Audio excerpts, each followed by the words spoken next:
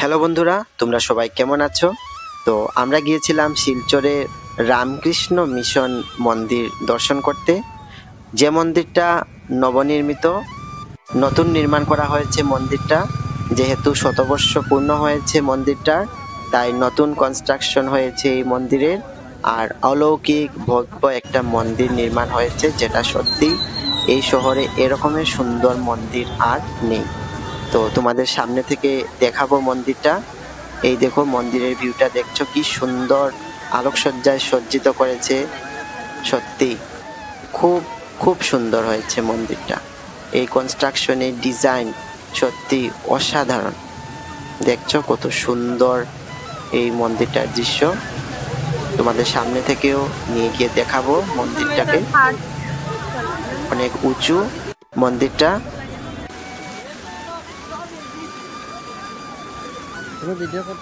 আর সামনে এখানে দেখো ফুলের বাগান।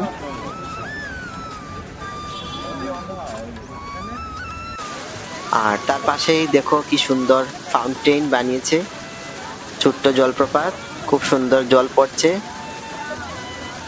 তো মন্দিরের গেটের ভিতরে প্রবেশ করতেই মনোমুগ্ধকর দৃশ্য, একদিকে ফুলের বাগান আর তার পাশেই এই ছোট্ট ফাউন্টেন।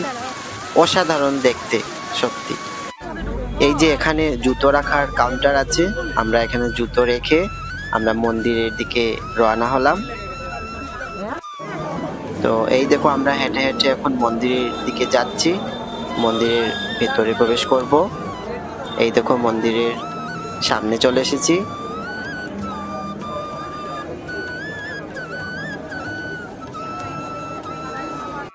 তো এই যে আমরা মন্দিরে প্রবেশ করছি।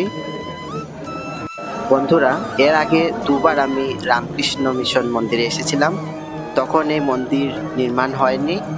একবার এসেছিলাম আমি আমার বন্ধুর সঙ্গে, আর আরেকবার এসেছিলাম সঞ্জিতা আর আমি, তখন এই মন্দিরের নির্মাণ শুরু হয়। আর এখন 2-3 বছর পরে এসে দেখি এই মন্দিরের এই বিরাট, এই কি সুন্দর রূপ। তো এই দেখো এখন প্রার্থনা চলছে রামকৃষ্ণ মিশন মন্দিরে, সব ভক্তরা প্রার্থনা করছেন। উপর থেকে নেওয়া ছবি। এই দেখো মন্দিরের একবারে সামনের গেটে আমরা চলে এসেছি। ভক্তদের ভিড়। আর এই সামনে যে দেখতে পাচ্ছ মূর্তি, এটা হচ্ছে রামকৃষ্ণ পরমহংসদেবের মূর্তি। সামনে ভক্তরা বসে প্রার্থনা করছেন। আর এখানে ভক্তদের এত সমাগম, বসার আর জায়গা নেই। বাইরে গেটের সামনে এখন দাঁড়িয়ে সবাই দেখছেন, এখান থেকেই প্রার্থনা করছেন। খুব সুন্দর ভেতরের মন্দিরের দৃশ্যটা। ভেতরে প্রবেশ করা যাচ্ছে না, কারণ ভেতরে ভক্তদের সমাগম এত হয়েছে যে ভেতরে এক পা দেওয়ার জায়গা নেই। তাহলে মন্দির দর্শন করলাম, ভেতরে প্রবেশ করতে পারলাম না, যদিও আমরা গেটের সামনে থেকে প্রণাম জানালাম। আর এখন আমরা নেমে পড়ছি, আমরা এখন মন্দির থেকে বেরিয়ে আসছি। খুব সুন্দর দেখো মন্দিরের দৃশ্যটা এখান থেকে।